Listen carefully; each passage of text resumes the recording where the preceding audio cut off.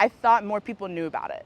I thought it was just a secret everyone had been keeping, but that wasn't the case. My name is Camryn Garrett. I'm the author of The Forgotten Summer of Seneca. This is my first middle grade book. So I first learned about Seneca Village in Brent Staples of the New York Times wrote an op-ed, and I'd never heard of Seneca Village before. I was like, this sounds so cool. Why have I never heard of this? What would it be like to live there?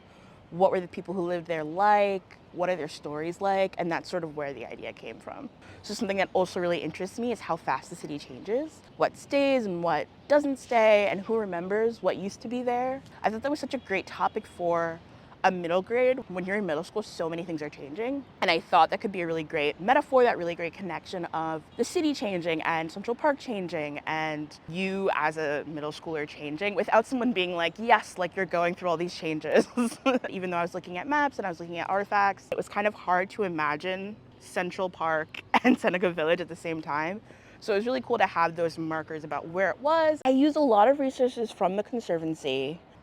We talked about the archaeological digs and the things that were found. There's also a really cool interview with one of the descendants from Seneca Village. And also the school was a big deal because the school does appear in the book. Just knowing what buildings were there and helping come up with like what the village would look like, even though it was magical, was a really big part for me. Holding two ideas in our head is really important. And I think that's why I wanted to write this book for kids, because it's an introduction to nuance. It shows us that it's possible to reckon with our history and acknowledge it and acknowledge all of it. It's possible to say, I like Central Park and also acknowledge, these negative things that happened in order to create Central Park. And I think that's a really important thing to learn as a young person because our world is complicated. It feels really special to be in a place where Black people were and where they called home. And it feels like belonging.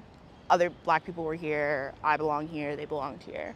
And that's really powerful for me. My name is Camryn Garrett, and this is my book, The Forgotten Summer of Seneca.